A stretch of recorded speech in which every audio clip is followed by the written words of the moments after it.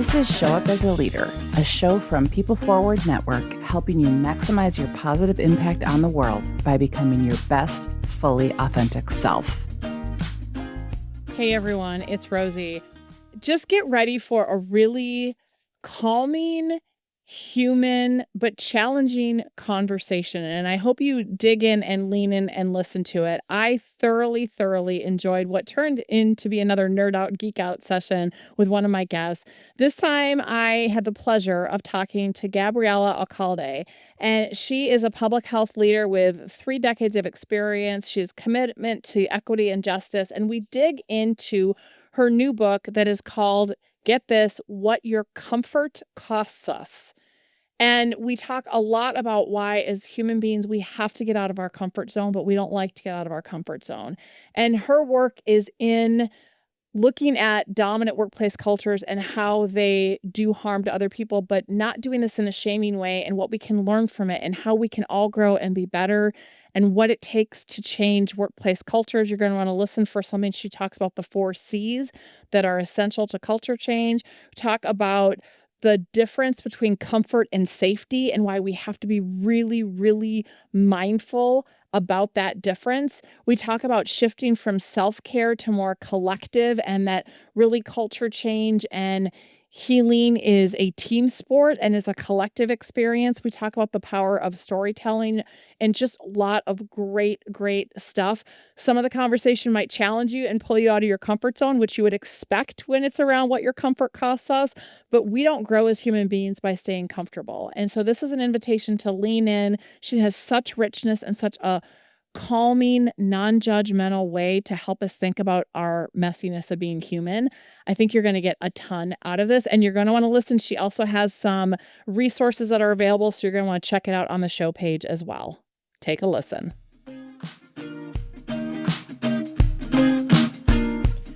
Gabriela, I am so excited to have this conversation with you today, because I just need to start with saying, and like forewarning everyone that's listening, that the title of your book is so spot on and relevant on so many levels, but it's What Your Comfort Costs Us. Like, you can't see it, you can't, but yeah, she's got the big book behind her for those of you that are listening. But why I love this so much is this is like with the work that we do, although we work in different spaces, we always come back to this messiness of being human, and that we are hardwired as a species to seek out familiarity and comfort, and therefore largely avoid change. And I want to start this off for everyone listening, because we're going to have probably a cringy conversation on some levels. And it's not that we are bad people or that we're intentionally trying to be difficult. It is our self-protective instincts, our biological wiring, or DNA, if you will, that gets in our way. And I think it's so important to start with that, because I do imagine that as we chat today, I have a feeling that some of our conversation may spark that discomfort, but growth doesn't happen in our comfort zone. And so I just want to start there for those of you who are listening, because we get so used to playing it safe and listening to people who sound, look, believe like us. And when we hear things that might like question what we know about ourselves, or things, anyway, so I just want to put that out there, because I think that it's such an important conversation. We're not going to heal the rifts in our society if we can't get a little uncomfortable. 100%. Yes. I already love it. We haven't even started. I know, right? Well, and so with that, the other thing that I want to just kind of say for people who are listening is that, I've had a lot of people on that are women leaders and specifically advocate for women. And we've had those conversations. And I always start out by saying, for those of you who are listening that don't identify as a woman, but women, you're an ally, like this is a critical conversation. And a lot of the things that, yes, may be more challenging from a women's perspective are universally applicable as a human being's perspective. And I think that's going to come into play here as well, because your book and work focus primarily on the dominant workplace cultures and narrow leadership concepts, the way you describe them, that particularly hinder women of color. And I can't identify as a woman of color, but I also coach and support enough to go, God, like, seriously, like that's what you experience. And I don't experience that as a white woman, right? And so I just think it's really important. But that being said, for all of you who are listening, again, I think the concepts, because I've read her book, it's really good, are universally applicable. And you think of anybody that is in any way in a marginalized community. And I don't care if it's neurodivergent. I don't care if it's because of sexual preference. I don't care if it's because of culture. Like when we are the non-dominant culture in any way, shape, or form, or you visit another country and you're not dominant, you're going to feel it in a different way too. It's really important. So I just appreciate in your book the depth of the research. The personal stories are amazing. They humanize it so much. And you also give very practical actions that we can take, especially those people who are reading your book that are in a position of privilege. So I just want to say thank you for that. And for everyone listening, you're probably like, oh my God, what am I about to listen to? But I just think that your work is so important, and that anyone that's listening that doesn't want to lean in because it might be uncomfortable, like this isn't a shaming conversation. This is just about how do we change workplace culture? How do we rethink leadership? And how do we create a space for, the way I look at it is like humanity for all, and be very cognizant of people who've been given the short end of the stick for no fault of their own.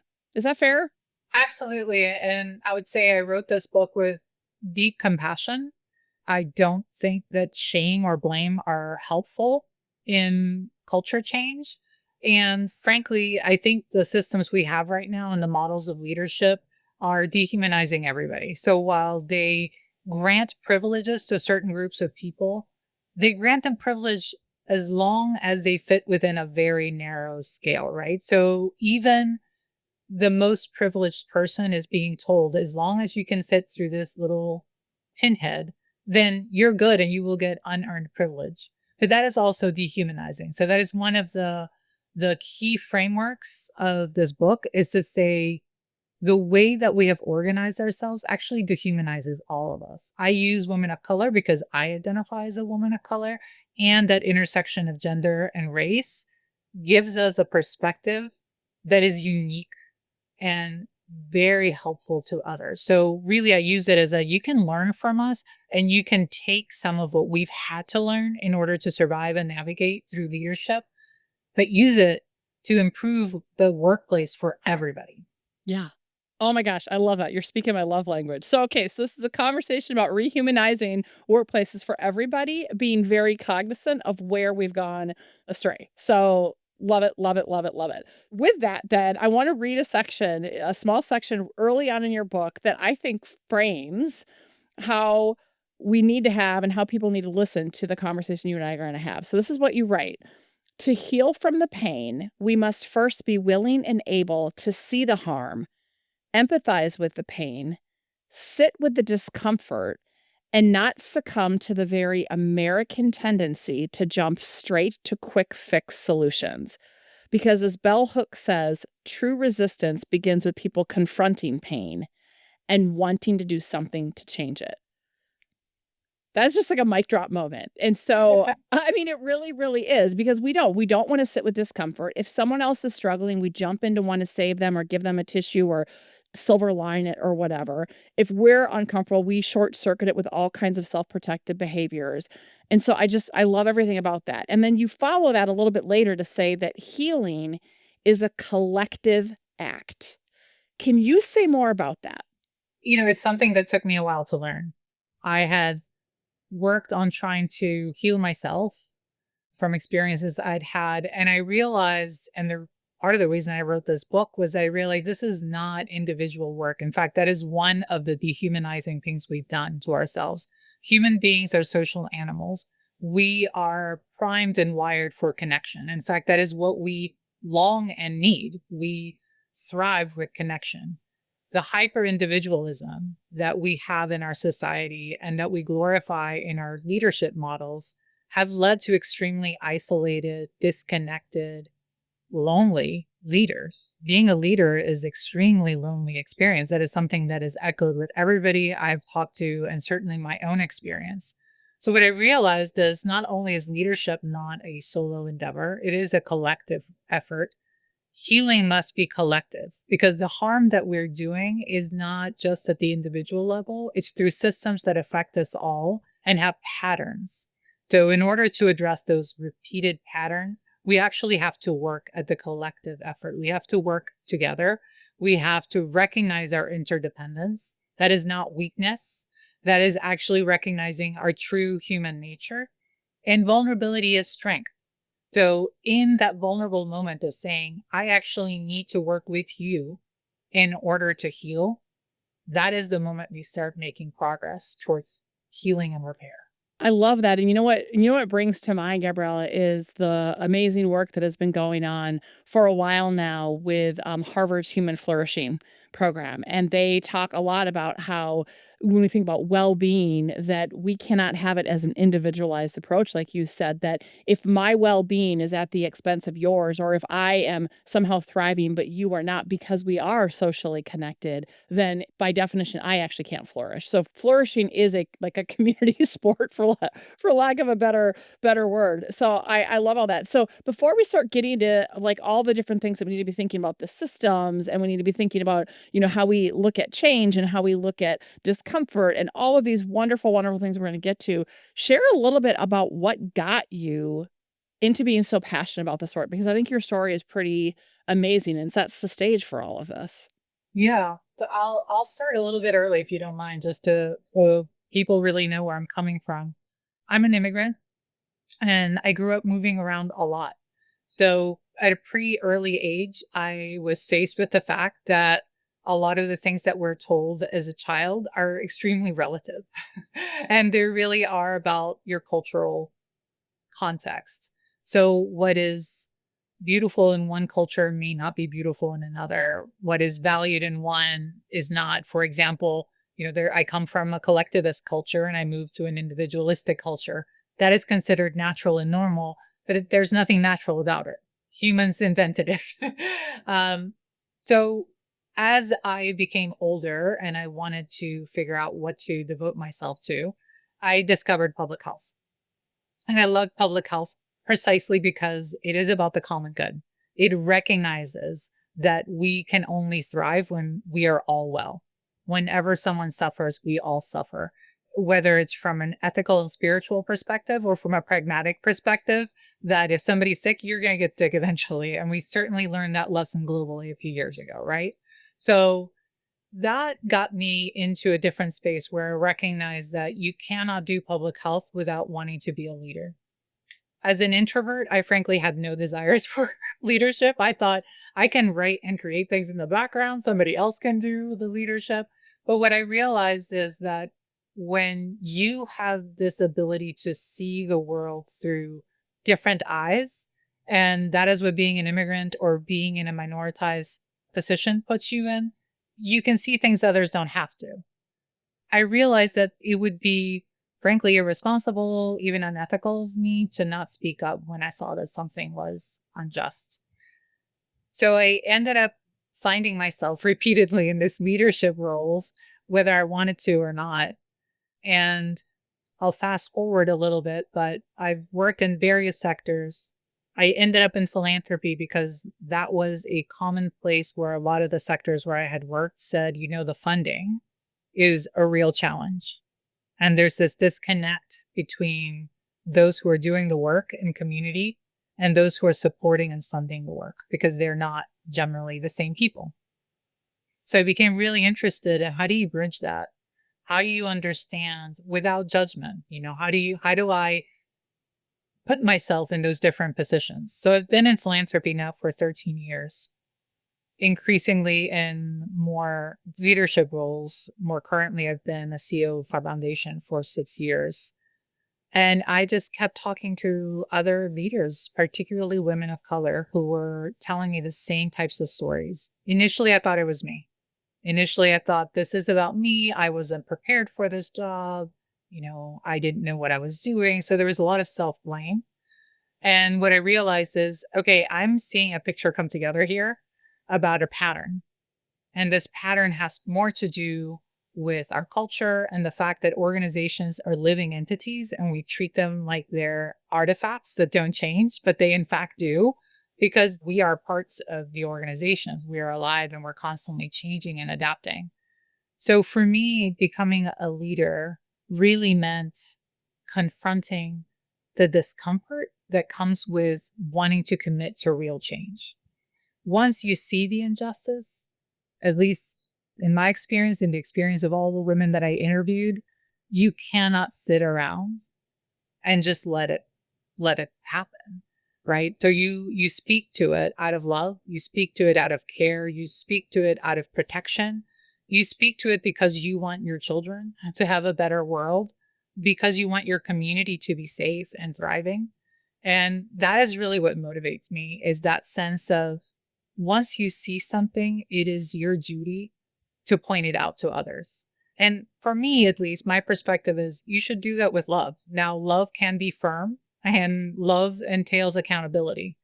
So love is not about being soft and a pushover. Love is about showing up fully and actually giving all of yourself in a way that you will hold yourself accountable with the same firmness and kindness that you will hold others. Oh my gosh, there is so much richness in everything you just shared. And I know in your book you reference like Dr. Kristen Nepp's work, which is amazing on self-compassion. And I love that you just frame it up. This is not about judging or shaming ourselves or other people. It is about noticing and then taking a stand for what is right and being an advocate for change and being an ally for people who maybe don't have that voice themselves. And it's funny because in a totally different way, but I think about my passion about rehumanizing workplaces and future-proofing leadership, it came from having two really crappy work experiences and what it did for me. And the second time, I was a new mom and I was like, oh my gosh, I don't want this world to be for my kids. But then, even if I think early back in my career, I started in the world of worksite wellness. And I also have a master's of public health degree, but I was doing it in the worksite wellness world. And I just thought what we were doing to me seemed so broken and so backwards. And then as I would go to conferences and I would be like, I feel like the token speaker that was speaking differently and talking about culture and rather than, the same old crap on behavior change that doesn't work. But I started to realize there were all these people in my field that were saying like, thank you for bringing a voice to like, we've been feeling it and stuff. And so I think it just takes one person to speak up and say, there's got to be a better way, or there's something not right here. And not in a, oh, you all suck, but in a, has anyone just stopped? Like, why are we doing it this way? Or this doesn't make sense. And so I love the gentleness yet firmness of your approach, because I think so many people hesitate to look at where there are systemic or structural inequalities because there has been so much blame and all of that. And I also love like and you tell such great stories in the book, and we're going to talk about storytelling in a minute, but we do get into our own head trash of, oh, it's just me, or I must suck, or there must be something wrong with me. I'm the only one that feels this way. And when you start to see those patterns and that, no, like this is a shared human experience, it also makes it less threatening. Yes. I mean, just think about the experience when you're in a classroom and you're so confused by whatever your teacher is saying. You're like, oh my God, I'm the only one that doesn't know. And when you finally raise your hand, and there are so many other people who are like, thank you. I'm also confused, but did not want to be the one to raise my hand. Yeah, don't be the one to sound stupid or whatever. Or it happens in the workplace too, when someone's like, I am sorry, I don't know what that acronym is. Or people are like, thank God I don't either, right? So it happens all the time. We just need one brave soul, if you will. And the other thing that I really appreciate about that is I think about with some of the clients that we've worked with over the years, and I think about, doing leadership coaching with some of the, in particular, women leaders of color. And I would listen to their experiences and I just would sit there and go, you've got to be effing kidding me. And it's not even just like this where you see, well, their male colleague is ridiculous and obnoxious and like yelling and unprofessional, and people just chalk it up, oh, that's just so and so. And they remotely get assertive or say, hey, stop interrupting me. And suddenly they're emotional, they're loud, they're uncooperative, and they're getting HR complaints.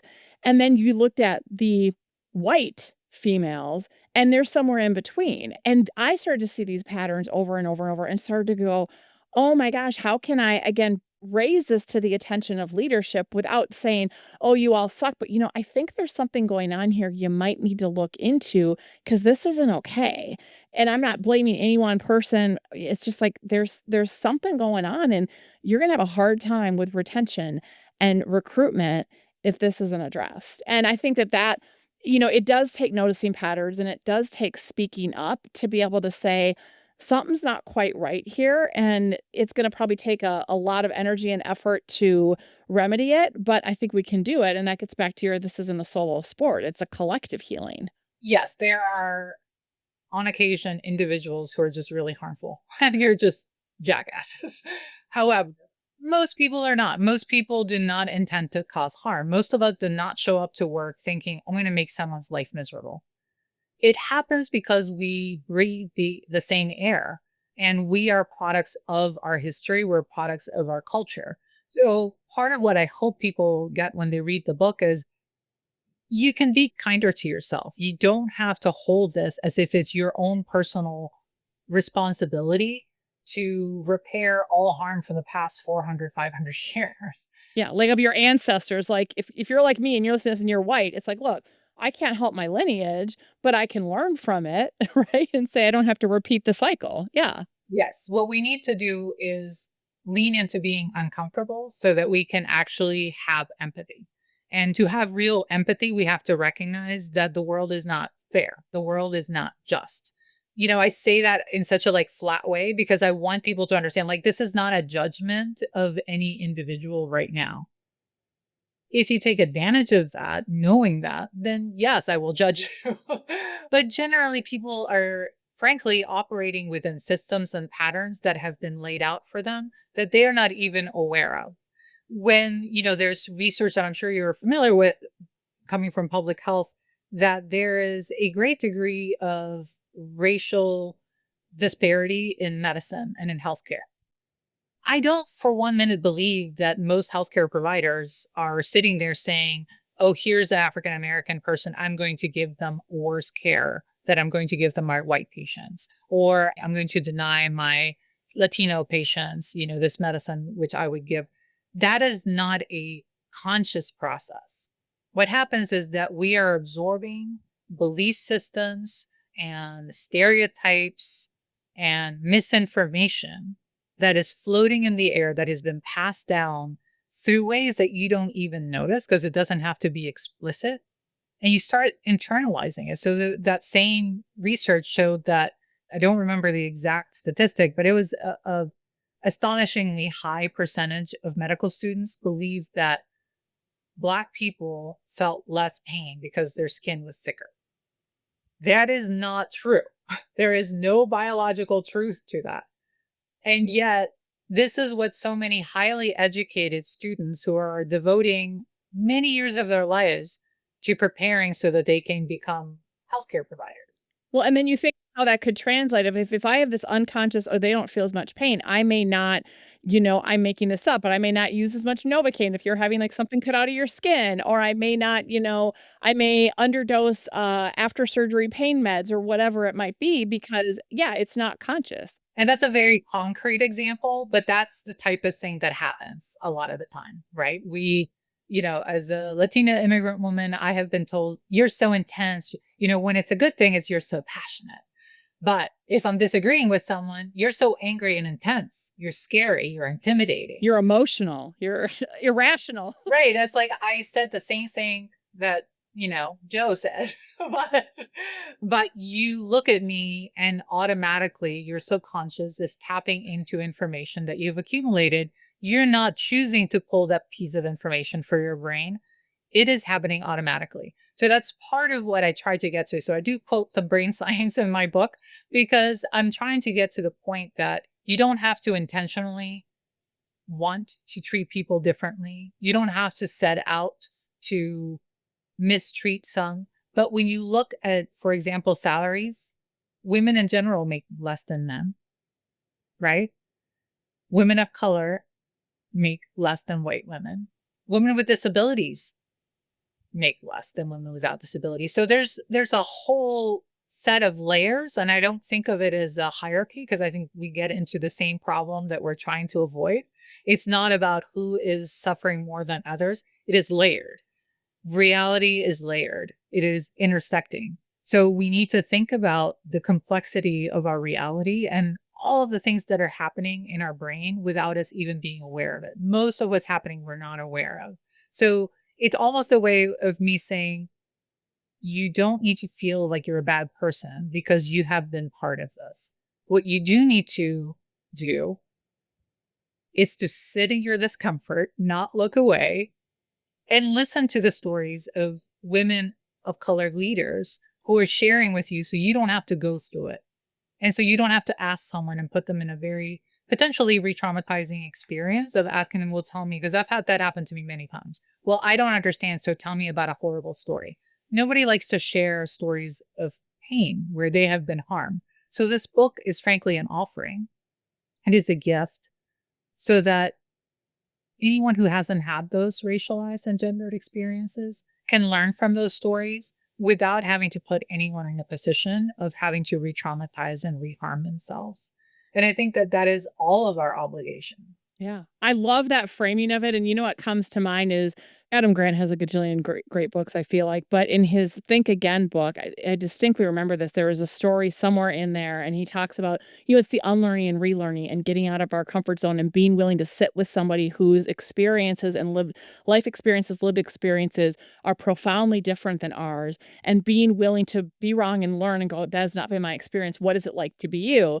And he tells us incredible story about a Black man who sat with a KKK leader, and they sat and had a conversation. And eventually, actually, the KKK leader came around and saw like that this was probably not the best way to operate, but it wasn't coming from shame but I give credit to both, that here you have somebody whose people have been profoundly traumatized and hurt, and the list goes on from this group, who's willing to sit down with this person who's a leader in this group. And then you have a person who's in this group who's willing to sit and go, okay, we do all these horrible things to your people and we've dehumanized you, but I'm willing to sit and listen and actually now see you as a human being, and the power of that. So I love that framing. So we're going to start to get now into some very kind of tactical things of how we do that. But before we do, we have to talk about the difference between comfort and safety. Because so far we've been talking about getting out of your comfort zone, and this isn't shaming and all this stuff in our human experience. And what's so interesting is I read this section of your book is, while yes, lack of physical and psychological safety is absolutely a hindrance to any kind of change. You look at all the research, right? If I don't feel safe, I'm not going to be vulnerable. I'm not going to speak up. I'm going to stay guarded. Absolutely. But what's really interesting that I've observed over the last couple of years, particularly as psychological safety has been more out in mainstream and people talk about it more, which I think is great, is I hear people use it as a crutch, and they will say, I don't feel safe. Like, well, I don't feel safe speaking up, or I don't feel safe giving that feedback. And they're using it as a crutch because they don't want to be uncomfortable. And it's really not that they don't feel safe. There isn't anything being done that really is a fear of retaliation or whatever it might be. When you start to kind of peel it back and dig in a little bit more, it is their own head trash, their own discomfort with whatever it is. And it's more acceptable to just say, I don't feel safe, than to be vulnerable and say, I don't like discomfort. Yeah, I don't want to feel uncomfortable, which is why it's the first chapter in my book. After I put the stories together, I had actually, after the stories I was writing about, you'll notice the difference between comfort. And I was like, actually, I don't think anyone should read these stories, which 10 women of color leaders I interviewed in depth, and then I surveyed 32 others. So these women shared their stories with me. They entrusted me with them. And I also share my own stories. And I want them to be read with respect and treated, gently. And I felt like that's not possible if we're confusing safety and comfort. Because you're right, we need safety to thrive. We actually damage ourselves, our health, our body, our brains when we don't feel safe. It is draining. It is wearing us down at the cellular level. It is literally really killing us when we're unsafe. Comfort, however, is the opposite. When we're so comfortable, we actually don't need to change. If we don't change, we don't grow. So we actually need this comfort to grow, which is what we need to do when we want to do. That is part of what the human sort of experience is about growth, which means that we need to really learn how to differentiate between comfort and safety. And I think in modern society, it's really easy to confuse the two, especially the more privilege you've had, the more you've lived your life in a state of comfort. The first time you feel uncomfortable, it is understandable that you would have maybe an adrenaline rush and you would say, oh my God, that means I'm unsafe. Actually, that's just your first experience of discomfort, and your brain doesn't know the difference. So I share, a simple story about my own life to help people differentiate. There is a big difference between being safe, which absolutely every single human should have, and being comfortable, which is nice to have some of the time. It's really damaging to have all of the time. Yeah, 100%. I mean, you look at any of the neuroscience research, right? That's why there's the popular saying that growth doesn't happen inside of our comfort zone. And I think we all logically know it. But then again, as human beings, because we're wired for comfort, this is like the paradox of being a human being. We're wired for comfort. And so when that discomfort happens, it's our growth edge. We either have to learn how to be comfortable with the discomfort and lean in so we can grow, or stay stagnant, which is unfortunate, right? So I appreciate that. The great thing is the practice. So the more you do it, the easier it gets to be uncomfortable. I can tell you that from my own experience. I've been uncomfortable a lot of my life, and it does get easier. It just becomes second nature. So it's one of those things that I invite people to just test it out. Put yourself in uncomfortable situations, not unsafe, but uncomfortable situations. Push yourself just a little bit, and then you'll see that you can go further and further and longer the next time you do it. Yeah, it's kind of like, I mean, these days I don't run unless someone's chasing me with a weapon, which is safety issue. So I used to run. It was literally just so that it was time for my sister and I to bond. I was more of a cyclist and I like lifting weights and doing anything other than running. But that being said, you think about like, oh, you're going to do, let's say, a 5K or a 10K. Well, you start out, right? And, maybe you can run a mile. And then after that, it starts to get really hard. Okay, well, the next time you can run a mile and a half, right? It's that discomfort. You go a little bit longer, go a little bit longer. And the discomfort, it takes longer for that discomfort, if you will, to kick in. I love that. So let's get into some practical stuff then. So you talk about the 4 C's that represent traits that are essential to culture change work at organizations. So if we're thinking about this from an organizational perspective and we want to have more empathy and we want to have more comfort with discomfort and we want to have more humanized workplaces, what are the 4 C's that we can leverage? Yeah, and I'm so glad you're asking that, because as we were having the conversation about comfort and the story you share, the first thing that came to mind was curiosity. Curiosity is the key to so much of what we've been talking about. You need to be curious about, why do you have this different perspective? Why do you believe something that's so different than I do? Why has your experience been so profoundly, radically different than mine? You want to be curious. So the 4 C's are the sort of the 4 values that I have found that both create the conditions for a healthy culture, workplace culture. And also, once you have those, they invite themselves. So it's sort of a vicious cycle. It's a virtuous cycle. And the 4 C's are curiosity. They are creativity, courage, and care. Because I do think you have to be caring. I think kindness is a necessary value. It's a necessary approach in the workplace. We thrive when we're cared for. Talk about safety. Kindness is a necessity for a sense of safety. So that is very important. Creativity.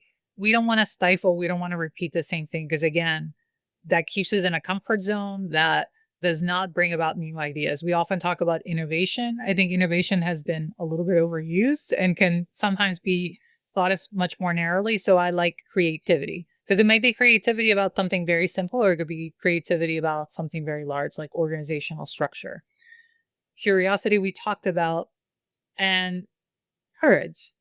It takes courage to be a leader. It takes courage to speak up, like the story about being in the classroom. If you're going to be the person that points out that you don't know what's happening, or if you're going to be the person to say, I'm observing something that doesn't seem right, and you're the person that speaks up, even to say, I'm uncomfortable about this.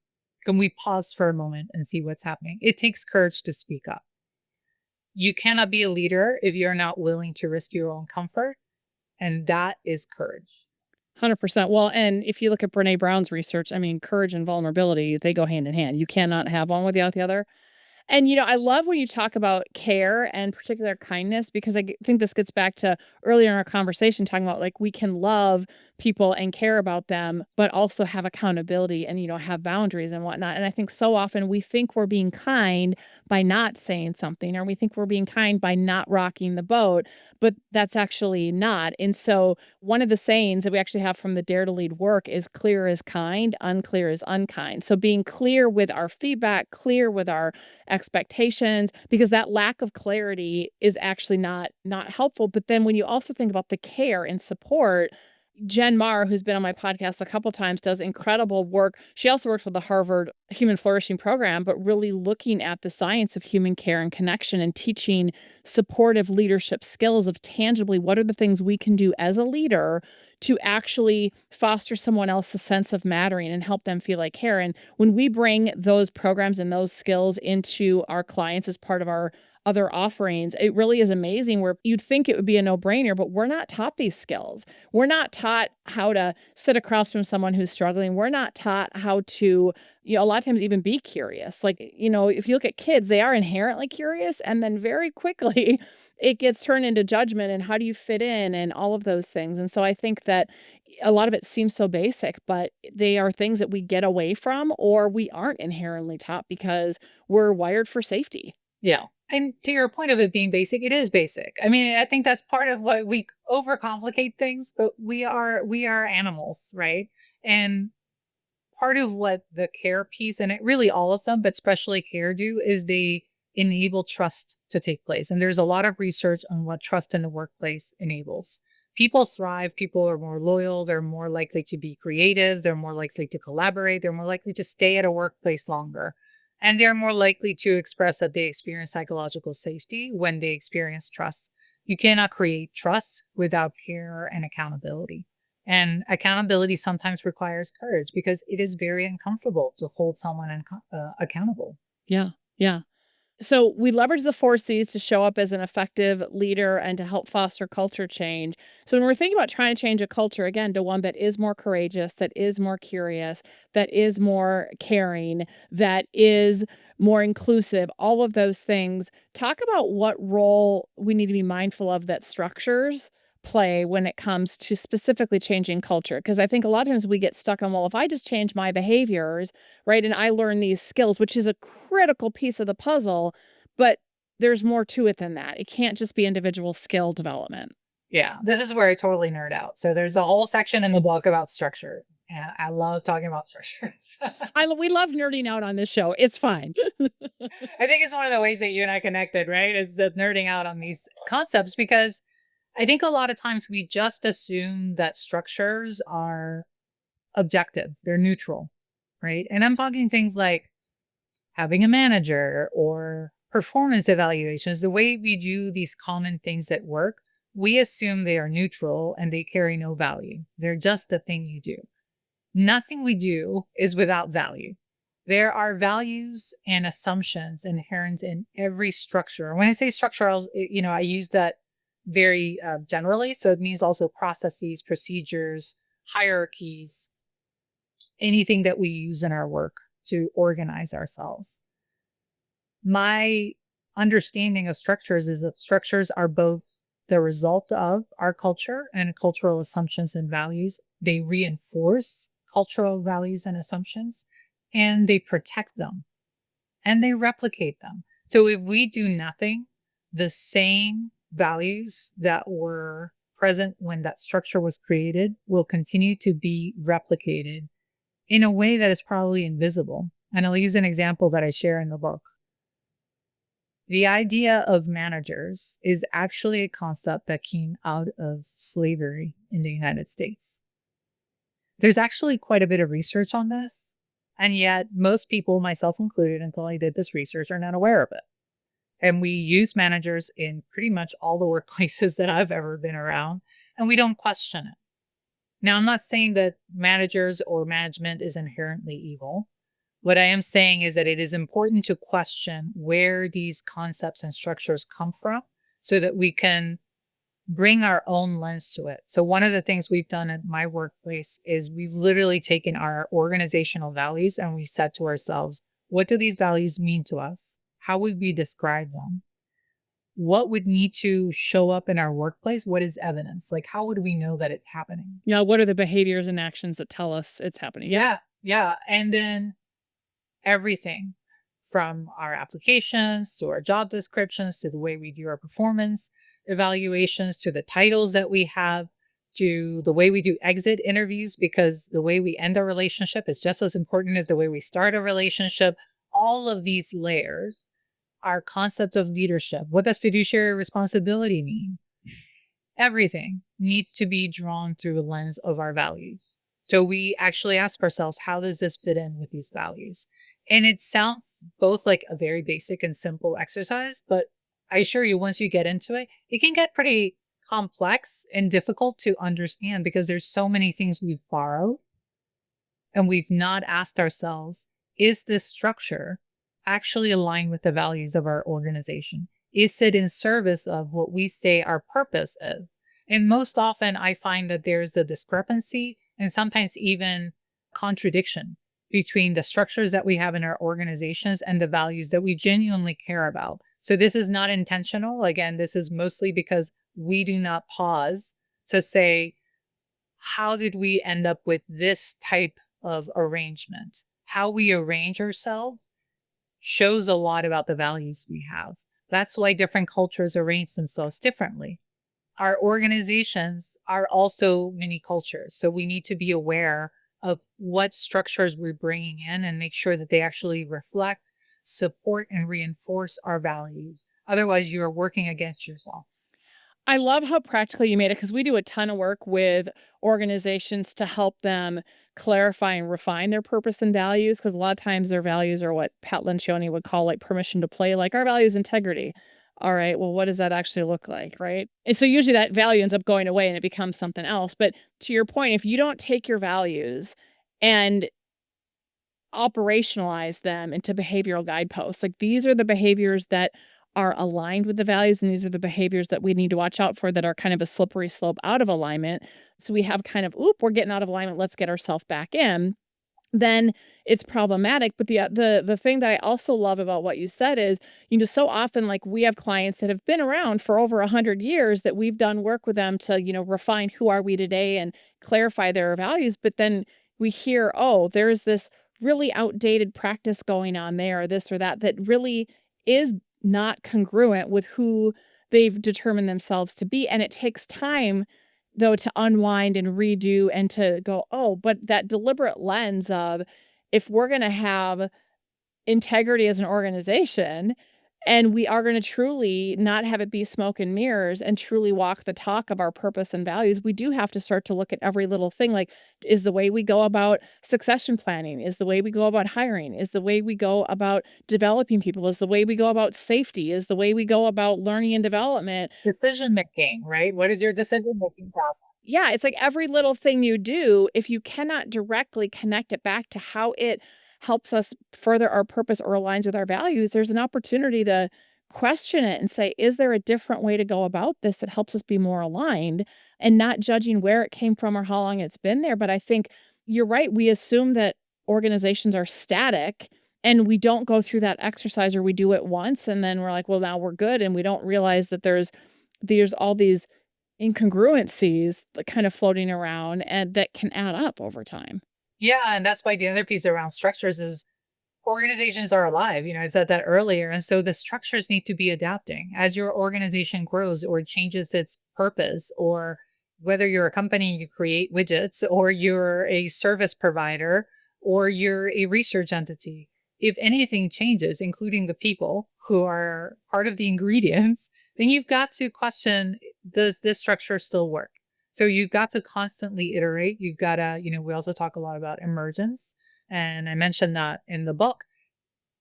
We are becoming all the time as human beings and as organisms, including organizations. So it's part of what I love about structures is that you can constantly engage with them and they will reflect the values you feed them.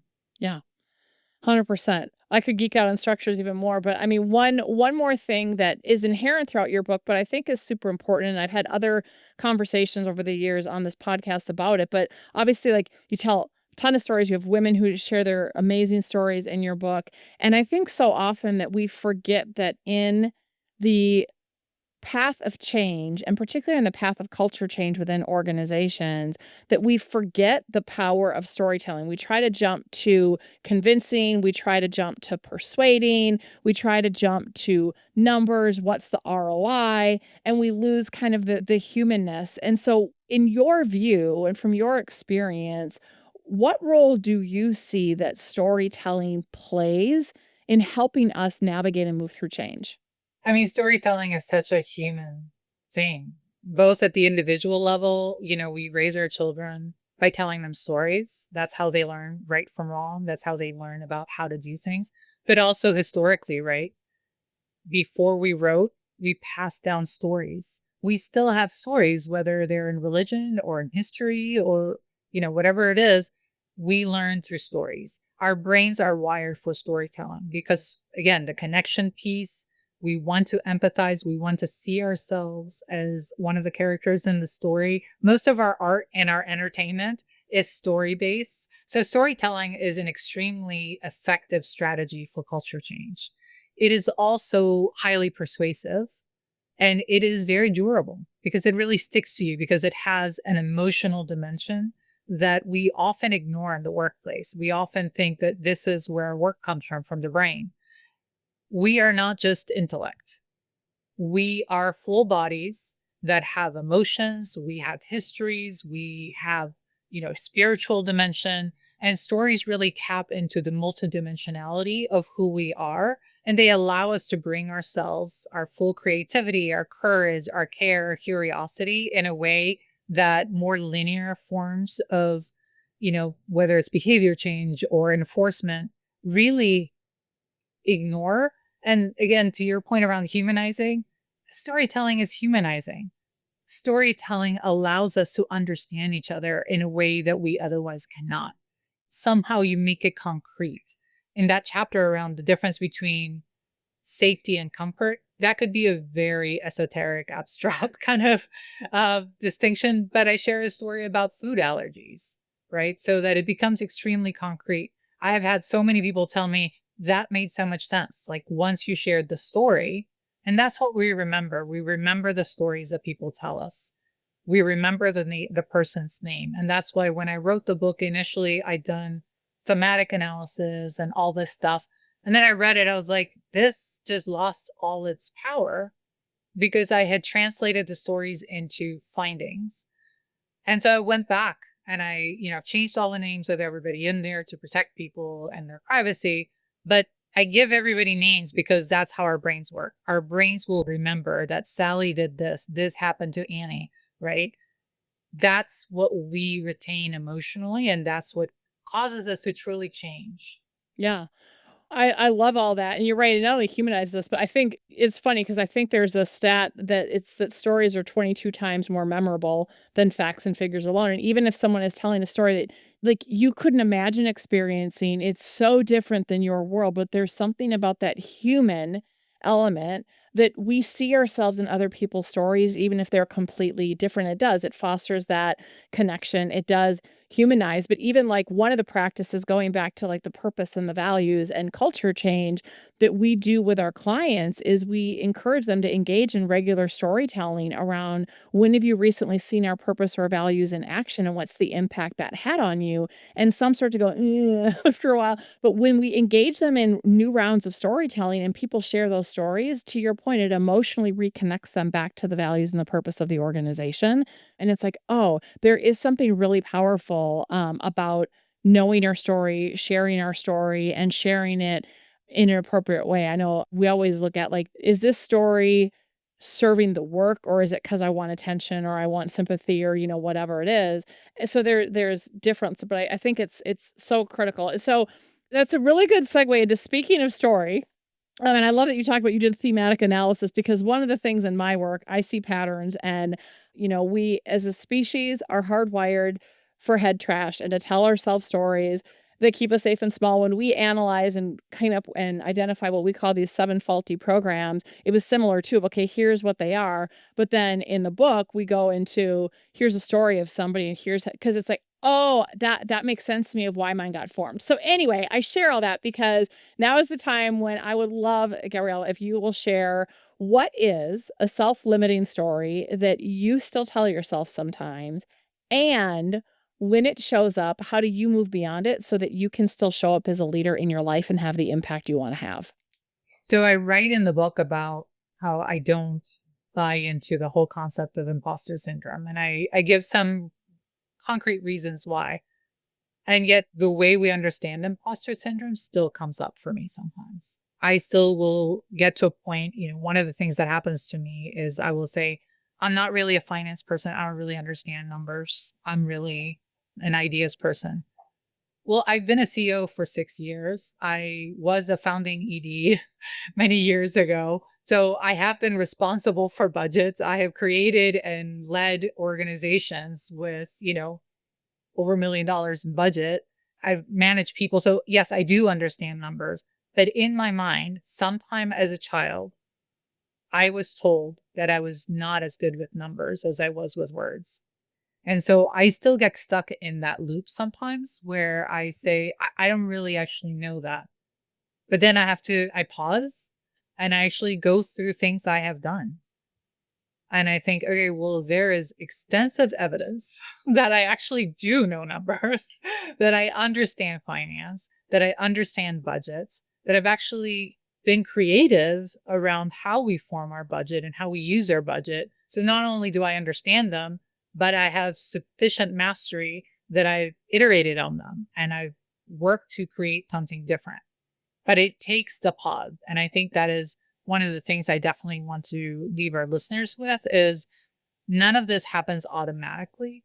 You have to pause. You have to give yourself the gift of a pause so that you can allow your body. Because what happens to me when I get that limiting thought is that, my blood pressure rises, I get tense, I feel this like tension in my chest, I clench my jaw, and I just start negative self-talk. So I pause, I breathe, and then I just literally tell myself stories about, but here are the things you've done.